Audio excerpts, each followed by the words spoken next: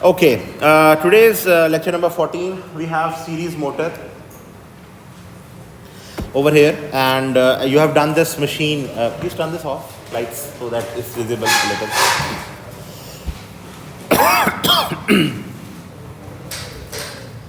Okay, so series motor, I will not be going into very much detail, but little bit characteristics which are more important over there. As you can see, everything is in series over there. We have a VT source, we have the field winding in series, we have the armature in series. You have IA, IL and IF all in series over there. So this equation over here that is in current, all three currents are same.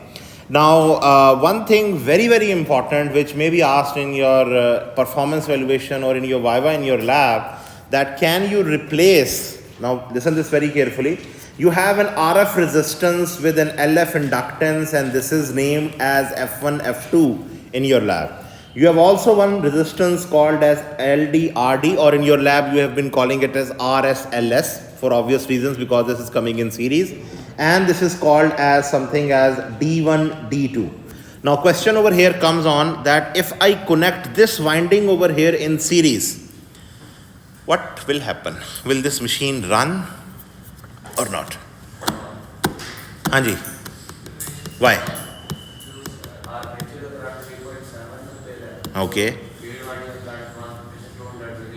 Okay. Yes, you can take the current into consideration, but the main answerable is over here is that this RF is 1 kilo ohms. And through 1 kilo ohms, even if you have a source of 160 volts over here, you cannot have more than milliampere, 160 milliampere current flowing through it. So the current will not be going towards the armature is not going to produce the torque, so this is not.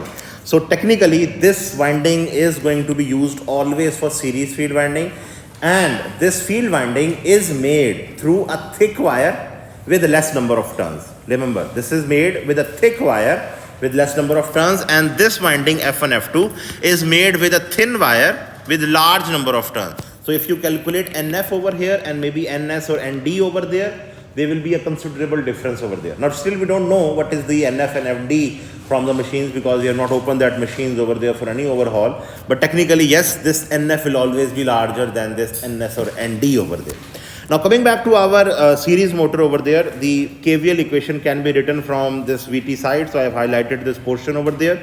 So this will be minus VT, and then inductor behaves as a short circuit, so it's not going to take any part over there. Then I have my RD over there, and then I have my RA, and then I have my EMF. That is actually the back EMF for the source, and then I am back at my position. So if I write down this KVL equation using any of these three currents over there, either I have IA, either I have IL or IF. So I am using IA because IA is the more common in shunt motor or separately excited motor. So this will be minus VT from here, this is minus plus, so this is minus VT plus, because current is flowing in this direction, so this will be plus minus plus IARD plus IARA plus IEA equal to 0. And if I rearrange this equation, now I have my motor equation equal to VT equal to this form. Now this equation has only one additional part, but that is IARD, and this certainly tells you that there is certainly going to be a drop inside this winding. So this VT equal to EA plus IA brackets RA plus RD is going to be the motor equation over here, and I am going to use this same equation to find out the speed torque characteristics, just like I did it for the shunt motor over there. So over here, if you see over there, same diagram, nothing's changing over there. I have the same diagram, same VT equal to EA plus IA into RA plus RD. So now what I am going to do, the same thing I did for your shunt motor, I replaced EA by K5 omega, and I am going to also replace IA over here by some torque equation over there, just like I did. So overall, the first thing I know, torque is equal to K5 IA, and one thing very important in this machine, that the field current and the armature current, they both are same. So when the armature current is increasing, remember this thing, when the armature current is increasing, so is the field current increasing, because they both are the same.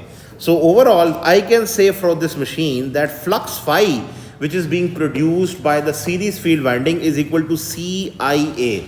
What is C over here? C is the constant of proportionality, and I'm assuming that my machine is working in this linear region over here, this region over there. Now this curve over there, if you see very closely, this curve is just like a BH curve with H over here and B over there. How come? Because we know I is equal to IA or IF, and H over here will be equal to NI divided by LC.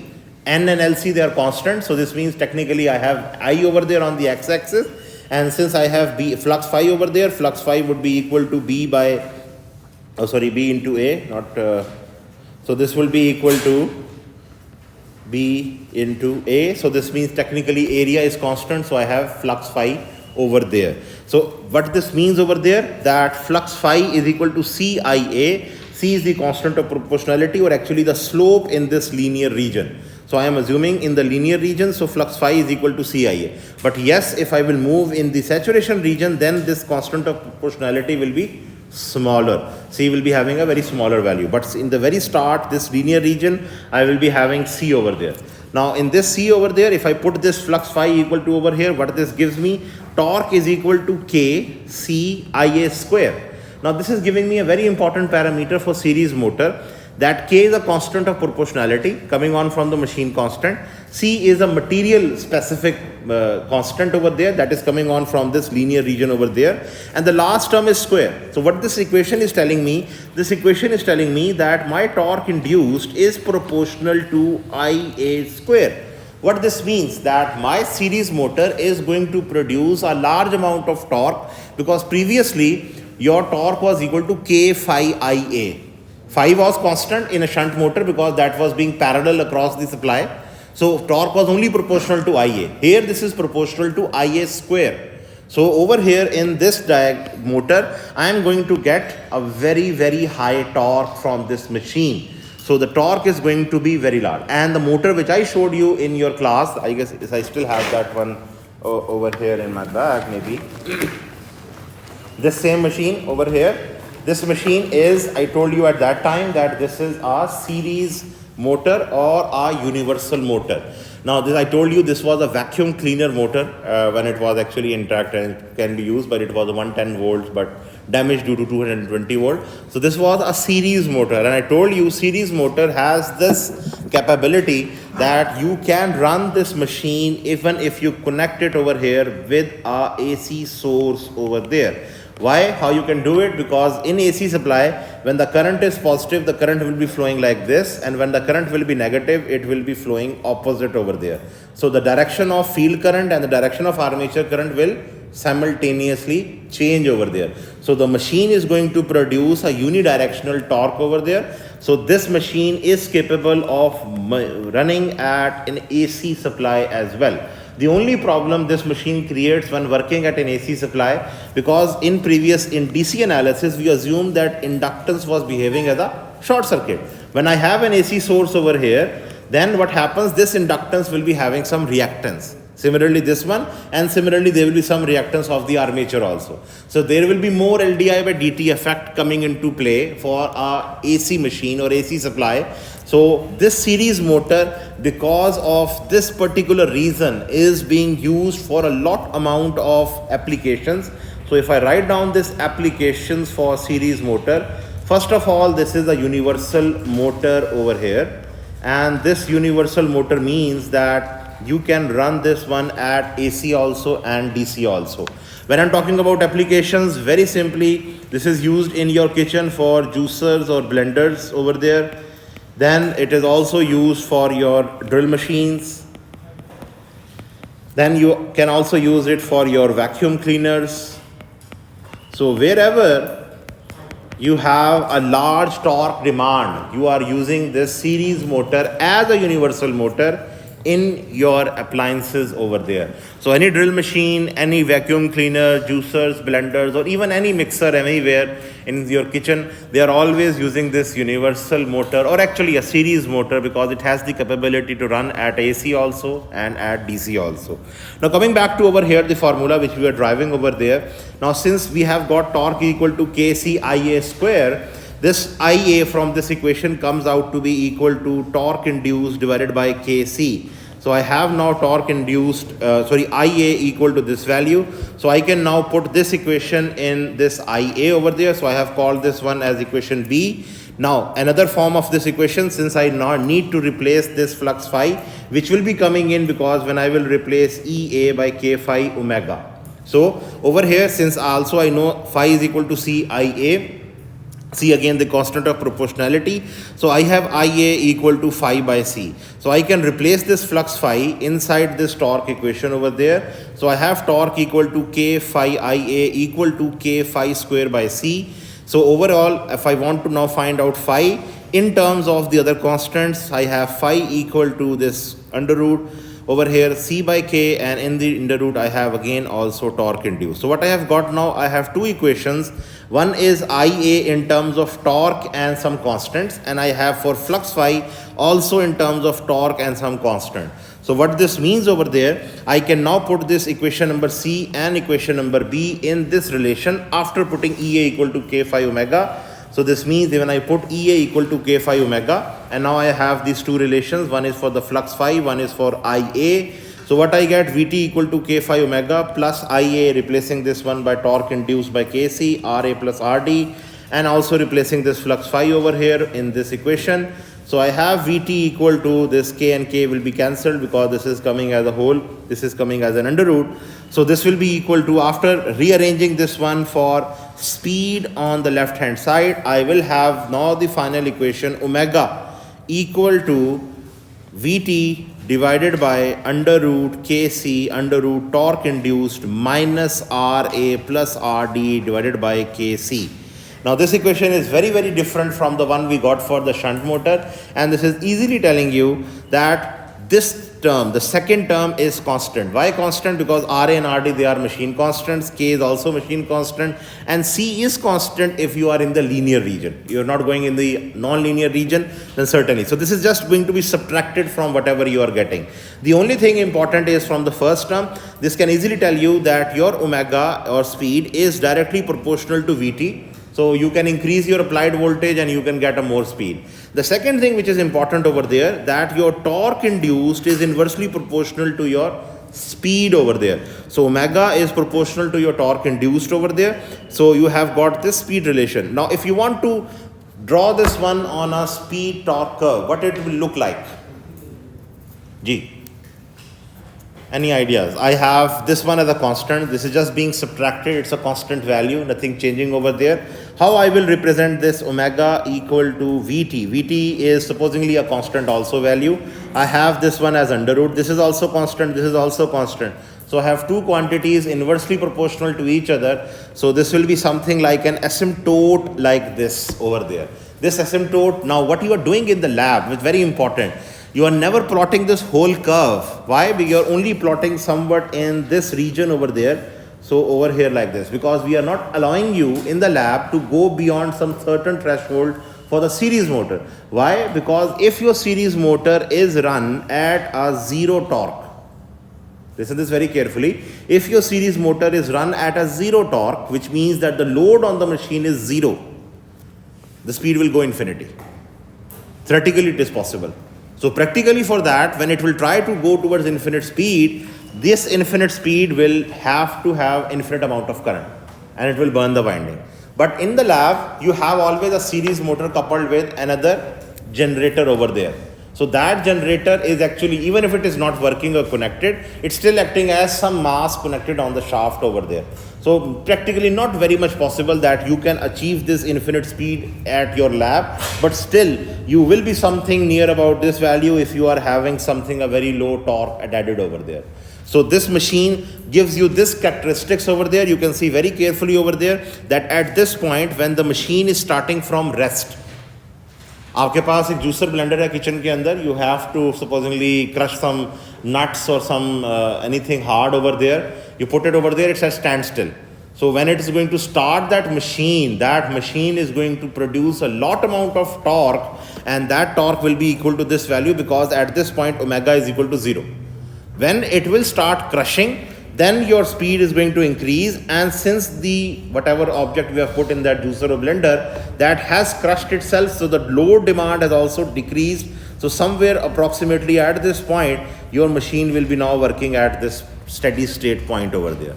So when you start from zero speed, you will be actually starting from this point, which is actually the maximum torque. And this point over there, very importantly, this point over here is something, this is KCIA square.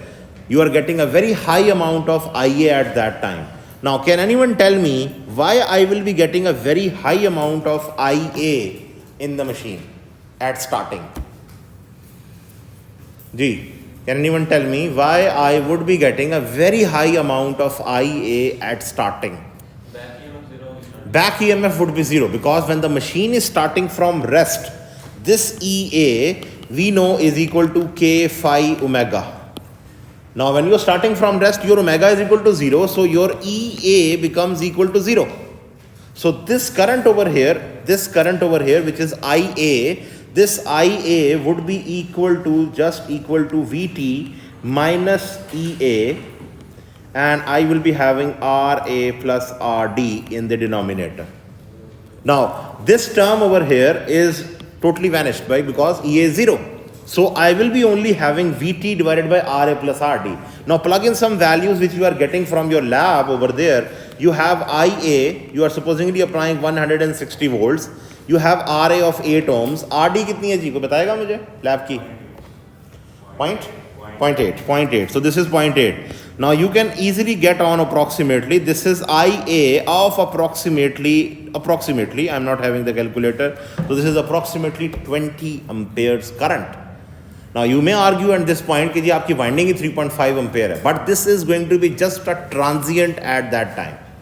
That 20 amperes is just going to be a spike, and as soon as that spike goes on, the motor starts to rotate, and when the motor starts to rotate, your EA is not now 0. So this current will fall down and come back to a steady state value. This falling down and coming back to a steady state value is this portion when it is going to come at this full load or whatever the load at which you are working. And at this point, your speed will be very, very small. Now this machine, as you can see, has the capability of giving you a very, very high torque, but it's not having a very good speed regulation. Why is that so? If you carefully see over there, if I mark another point supposedly here, supposedly this was your no load point, for example, this one was your no load point over here, and corresponding to this one, this was omega naught, and this one was your T naught. So corresponding to, if you want to find out your speed regulation for this machine, your speed regulation for no load minus full load. So supposingly at no load does not mean that totally no load. No load means that there is some shaft, there is some additional load connected for the safety of the series motor. So this means this will be equal to omega naught minus omega full load divided by omega naught multiplied by this 100%. So you can find out the speed regulation. This speed regulation is going to be enormous. Why? Because in shunt motor, the speed torque characteristics was a straight line like this. It was not decreasing that much. But here in series motor, you have a very big sharp decrease over there when it is going from some no load point or some very small load point to the full load point over there. So series motor is not suitable. So series motor, if I can write it down, is not suitable for constant speed application. It is not suitable for constant speed application. So it is certainly not suitable for constant speed application. If you want something constant speed, go for shunt motor or separately excited motor over there. So if you want higher torque, something you want to lift something, previously before this AC motors came into vogue, there was another use of this application, and that was certainly in your lifts or your cranes before this induction motor came. But nowadays, now lifts are also being powered by induction motor, and also cranes which are high power cranes which can lift a lot amount of load from any construction site or anywhere, but previously series motors were involved in these lifts or cranes application. But series motor, because of being able to run at AC, they still have the ability to work at juicers, blenders, drill machines, vacuum cleaners, or anywhere you require a very high torque demand over there. Now, since you know this torque equation or speed torque equation from here, this is easily telling you what two methods of speed control are there. Very easily you can find out one method of speed control is VT, that you can change the applied voltage, you can change the amount of speed which you are going to get from your machine. Secondly, again, very crude method, you can have this RA change, which means that in the path of this armature resistance, you have to connect another resistance over there, and that resistance is going to have a wastage of current over there, and again a wastage of power over there. So if I have formulated this method of speed control over there, if you see very closely over there, the A point is the armature voltage control, because if you can change the armature voltage, you can change the series motor.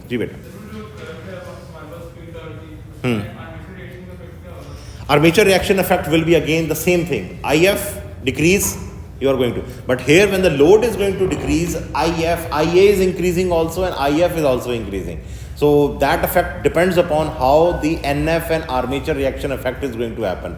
Just like your quiz, I told you, it was a shunt motor. There was a magnetomotive force related to your armature reaction. So that was actually going to have a negative effect. But here, that magnetomotive force will be totally different from what you experienced in your shunt motor. But effect will be same. So if you are having a speed increase, so supposingly at this point this was at no armature reaction, you will have this curve a little bit up over there. So speed will be increased still.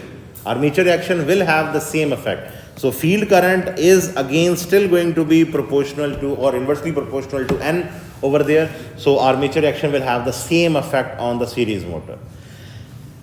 Coming back to the series motor speed control, as I told you, the first method is armature voltage control. So if you can change the armature voltage, you can change the overall current in this machine, and you can change the overall speed of your machine very easily.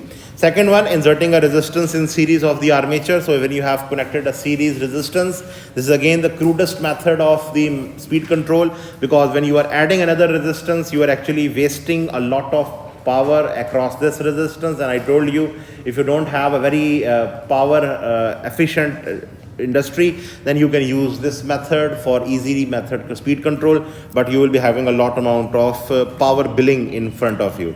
The two methods which I am new for you, and they are not in your book, one is called as the armature diverter, another one is called as the field diverter. Now these two methods, as the name suggests, divert. They divert the total amount of flux from either the armature or the field over there. So if I'm talking about the first thing, that is the armature diverter over there, this is the armature diverter, and you can see instead of putting in a resistance in series, what they have done, they have put a resistance in parallel with the armature.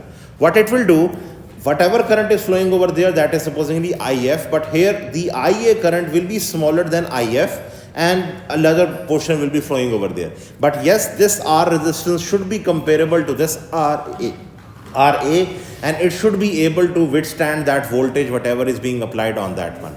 So this method, where the armature current is being diverted to another parallel path across the armature, this is called as the armature diverter. Same thing applies for the field diverter over there. In a field diverter, again, you can have your RD, LD, the current is flowing like this, but you have another path over there, certainly away from your machine. So what happens, your feed flux will be reduced.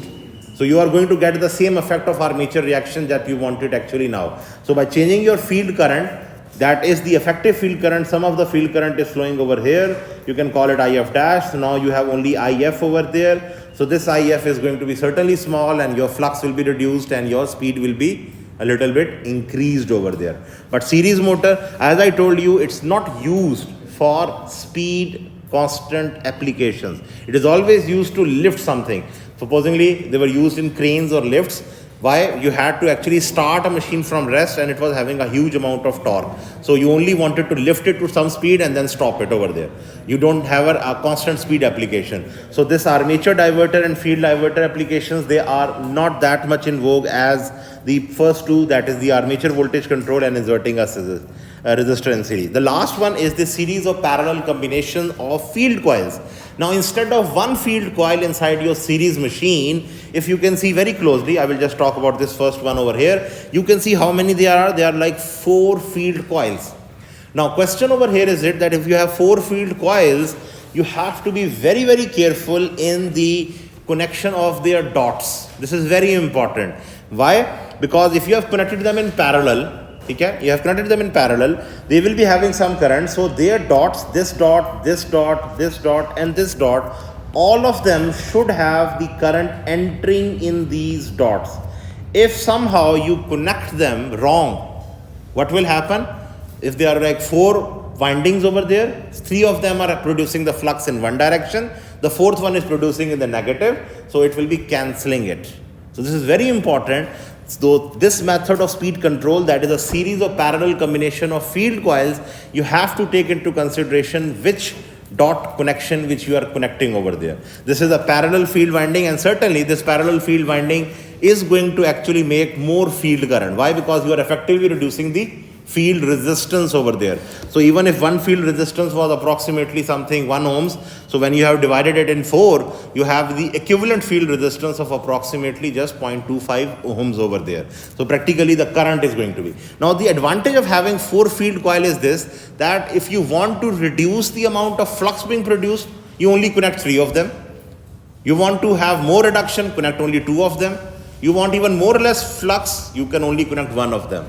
So, but each one of the windings should be able to withstand the total amount of current which is flowing over there. That is very much important, because the current is going to be dictated by IA over here. So same thing happens when you are having a series series combination over there. You can see over here what is happening. You have everything in series over there. So all the field coils have the same current flowing through them.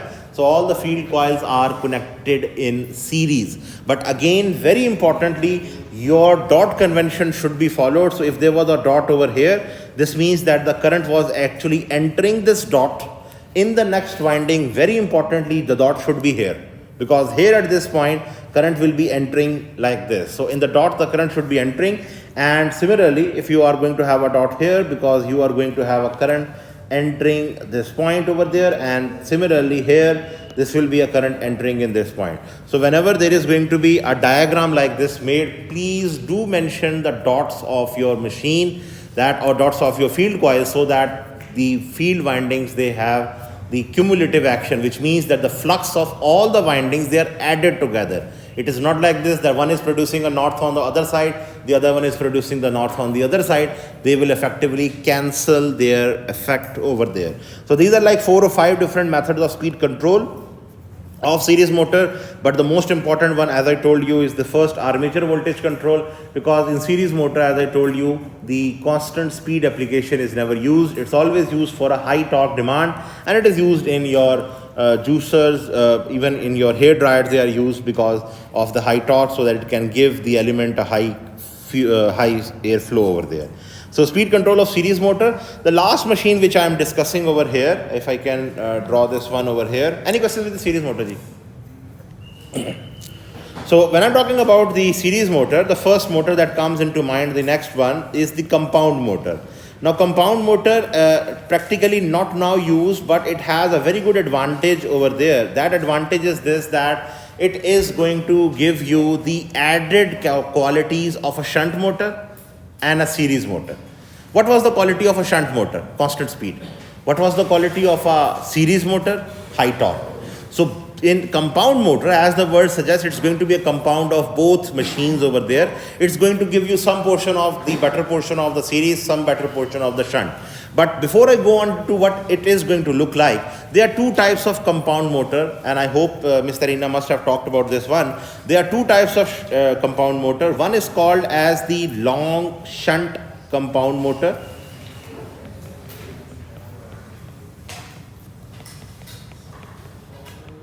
And the other one, if I can draw this one over here, let me draw it on the same page. This will be short shunt compound motor.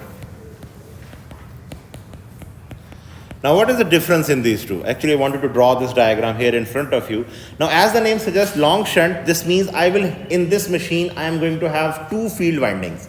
One field winding, this is going to be the armature, and with this armature I have this one over here as the armature. So certainly this is something like this, and here I will be having the field winding also, and this will be also another field winding over here like this, and this will be over here. So this is a motor, so I will have to give some DC supply over here. So this is my VT, this is my RF, this is my LF over here, and certainly if I name them, this is my F1, this is my F2, and this is my RA, this is plus minus, this is EA, and this is RD, this is LD, and certainly if I name this point, this will be D1 and D2, and if I name this one also, this one will be A1, and certainly corresponding to this one, this will be A2.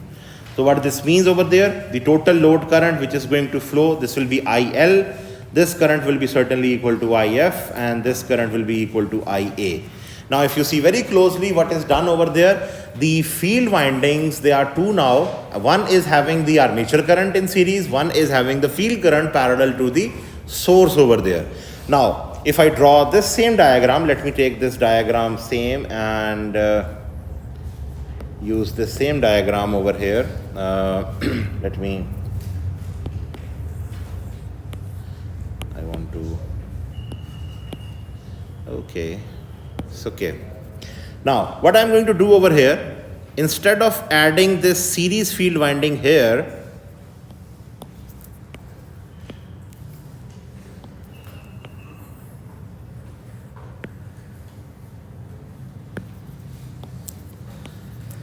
now over here, if I complete this diagram, I am now going to add my series field winding here. So this is going to be my RD, LD, and D2 is not going to be now on this side. This is going to be here. This is going to be D2.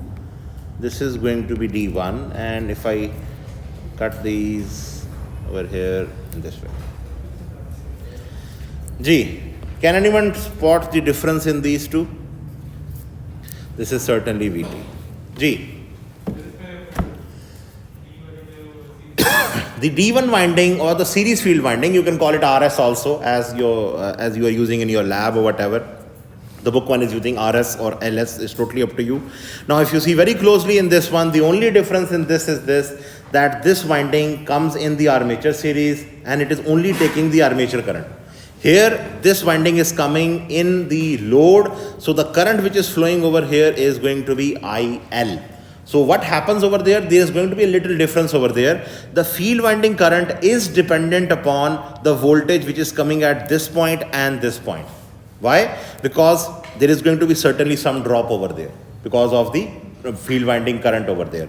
But in this one, the field winding current is dependent upon VT, and if I ask you over here to write down the field current for this winding, IF will be equal to very simply VT divided by RF over there. But if you are asked to find out IF over here, this IF would be equal to VT minus IL into RD, and then this will be divided by RF over there, because there is going to be certainly some voltage drop. Now why they are named as short shunt and long shunt, just to memorize it, it's very simple over there. You can see this branch over there is long. It is having armature and the field winding in series. So that's why it's a long branch or a long shunt. That's why it's called as a long shunt. And here this branch is just A1, A2, and here it's also very simply field winding, and then they have it. So that's why it's called as the short shunt. So all the branches are short over there. Now these two machines, almost they will be giving you the same statistics over there. The only thing problematic is over here, just like the dot convention. Now when I'm talking about the dot convention, let me take this diagram supposingly. I'm going to take this one on the other side, on the next picture. Oh, sorry, the next slide actually. So if I have this one now, okay, now over here, if you see very closely in this diagram, if I draw it over there, now in this field winding, if I have a dot over here, and in this field winding, I have a dot over here, what is happening over there? The current is entering over here, and this current is supposedly IL over there. and current is entering this over there, the current is IF over there. Very simply, this means that they both are adding their flux. So what happens? The total net magnetomotive force, this one F net, is going to be equal to F, that is actually the net magnetomotive force produced by the field winding, plus over here the magnetomotive force produced by the series field winding, and then there will be some subtraction because of the armature reaction over there. So this type of machine where both of the fields, they are producing the same magnetomotive force in the same direction and they are added. This quantity over there is going to be present every time. ये तो हर वक्त होगी armature reaction. If there is no compensating winding, it's always going to be there. I am only concerned with these two terms over there. So when I have this one over there, this means that they both are adding together and they are producing. Now, there can be a case in which they both, instead of having it in the same direction, what happens, supposingly, if I have a dot over there, or instead of dot, I am using a square box over there. Here there is a square box over there. The current is entering this square box, and instead of square box here at this point, I have my square box over here. Now what this is happening? This is having, this current is still going inside this dot, inside this series field winding, but here the current is leaving this one. Now what is happening? The two field winding, one is the series, one is the shunt field winding, they both have their fluxes cancelling each other. Now when they both are cancelling their flux each other, this means that now this time my net flux is going to be equal to the shunt field winding flux minus the series field winding flux minus the armature reaction. So the net EMF changes. Now, if you have this orange color, हाँ जी, winding direction. आपके पास, if I have this, let me take it out, maybe some marker. I don't have it marker over there with me. That's the winding direction. Just like आपके पास एक second. Just let me draw the diagram. मेरे पास एक second. अभी आ रहा हूँ. एक second. Listen this please. Listen. I have one winding starting from here. It's going to up till here. It's going to up till here, and it's going to up till here. ये एक winding आ गई. Now on the same core, supposedly on the same core, I have another winding which is in this direction. Now, this is the DC current. So supposingly my current is flowing in this direction. This direction, this direction, this direction, like this. Now using your right hand rule, the fingers curling in the direction of the current over there, thumb is pointing out upward. So this means this is north producing here and south producing downward. Okay? For the white color ones over there, now over here, if I use the direction of current, let me use the white color again. This is like this is like this, like this. So this means the current is entering like this. Now here, the north side is on this side, south is here. They both are cancelling each other. Now what I mean by dot convention over there? Dot convention means because these two have been winded opposite. ठीक है, आप देख सकते हो एक को आगे की तरफ से लिया गया, उस वाले को उस साइड से लिया गया. So when I am going to make the dot convention, see this very carefully. Dot convention will be here for this winding here. And for the same case, dot convention will be something here. What this means? This means that when I am going to have the current added or their magnetomotive flux added, current should enter the dot. So if it is entering from this orange color, it should be also entering from, let me rub this one, this one, this one, and this one. So I have now current entering this one and current leaving. So this will be something, wrong. So this will be like this, like this, like this, and like this. Now this time it will be north on this side, south on this side. This is your adding of your flux over there. So these two windings, now you can call this winding as the field winding, which is the F1, F2. You can call this one as the field winding or the series field winding,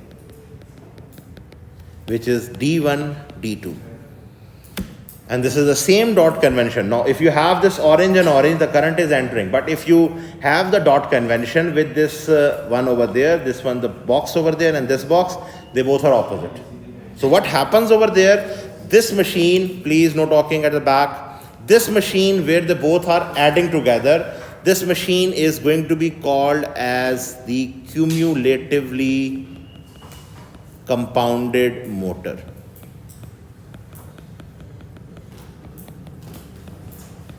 Cumulatively, which means adding their flux. And here this is having subtracted, this is called as differentially compounded machine.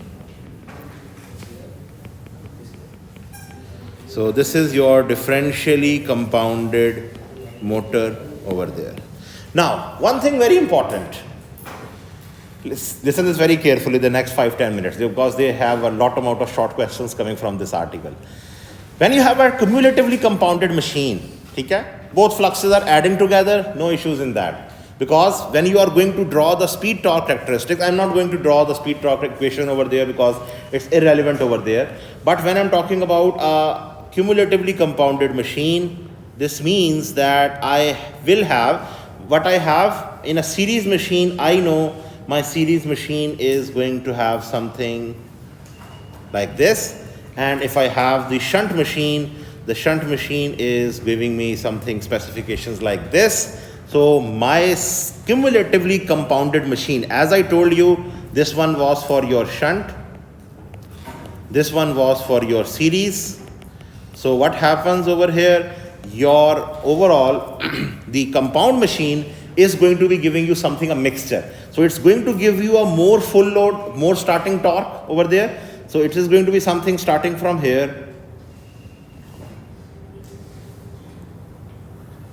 So it will be something here like this, a mixture of both of these. You can see at any given point, supposedly at this one is the, let me name these ones.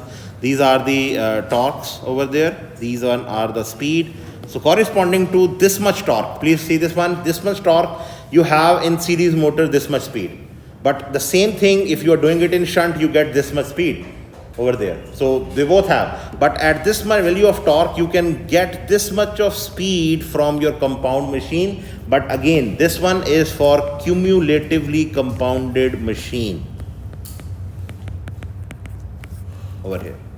Now, the problem here arises when you have a differentially compounded machine. Now, why is that so? Because in differentially compounded machine, what is happening? You have a field winding flux, which is parallel. You have a series field winding flux, which is in series with the armature, or it is in series with the supply. Anything, okay? But what this means over there, in any of the diagrams you take, the load on the machine increases.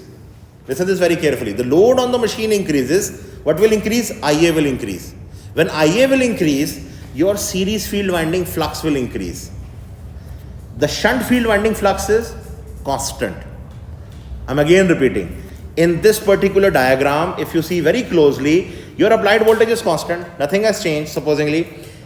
Your load on the machine changes. Load increase हुआ, इसका मतलब है armature current बढ़ेगा. Armature current बढ़ेगा, this means your D1, D2 is going to now produce a negative more flux. Why negative? Because they are subtracting over there. And the shunt field winding is still producing the same value of flux. Why? Because this is in parallel with the supply. Supply change नहीं हुई है. So what happens for this one? The problem is this. If I draw this one over here as a speed torque characteristics,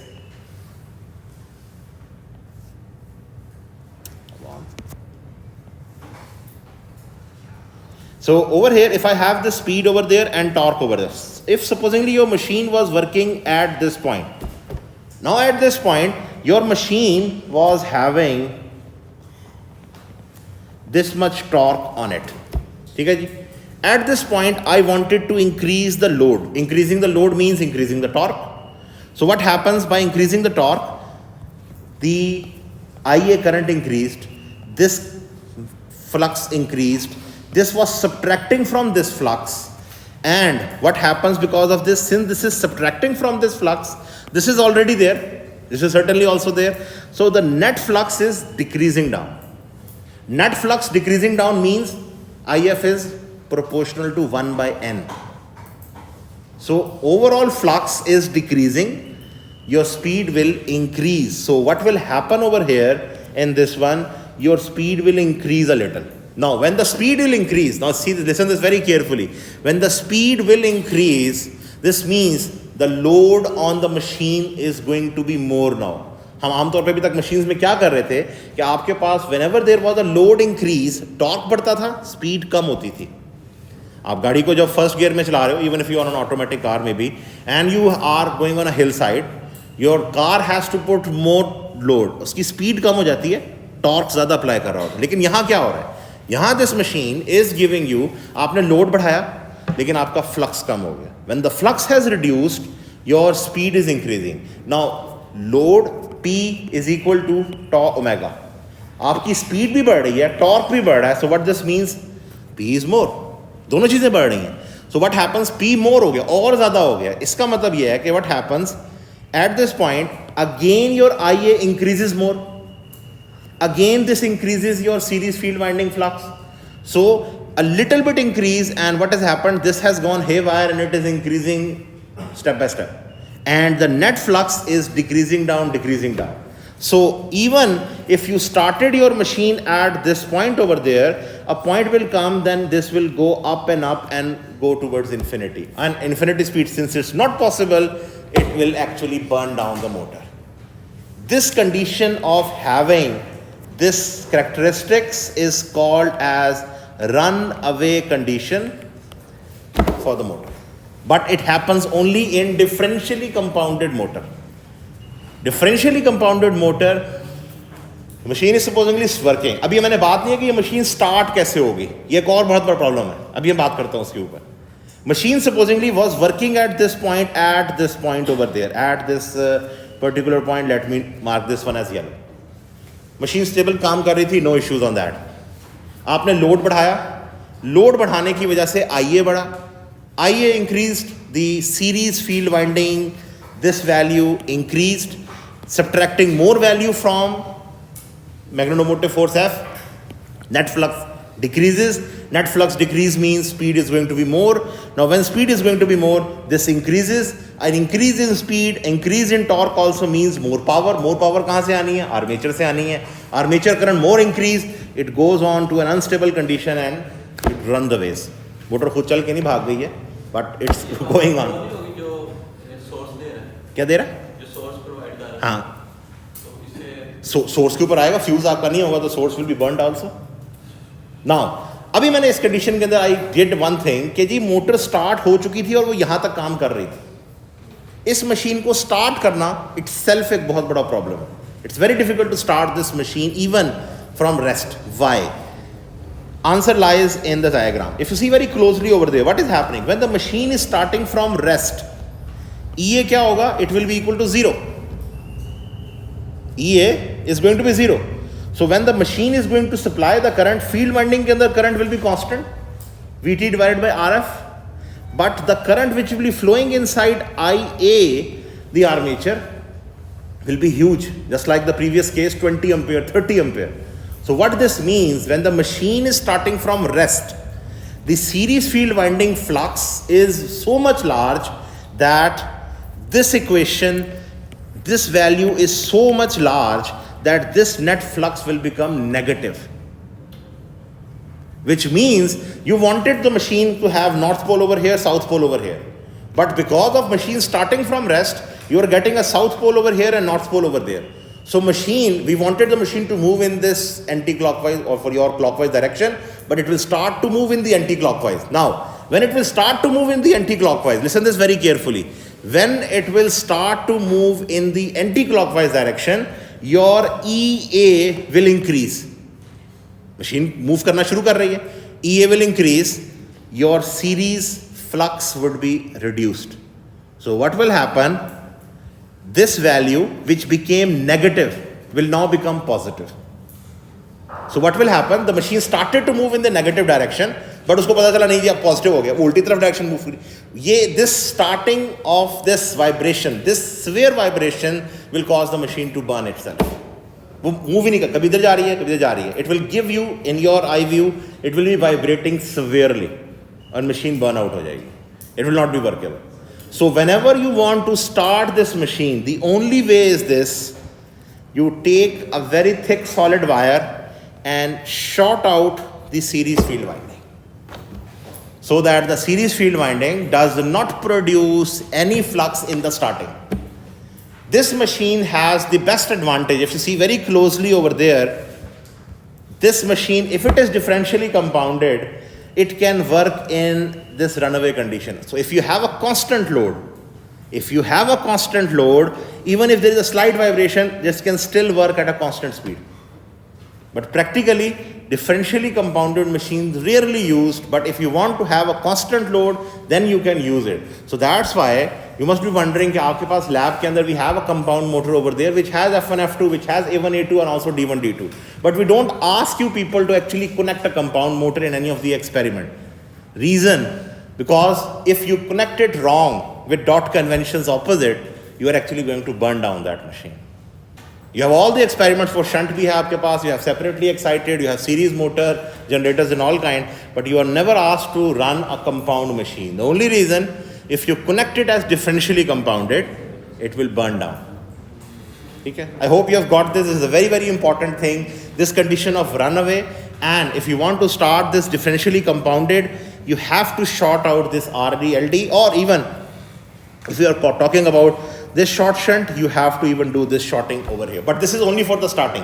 When the machine starts, then you will turn off this one and the machine is now working at a constant whatever value over there. Okay? Any questions with this one, Ji? Sir ये जो आप लोग पूरा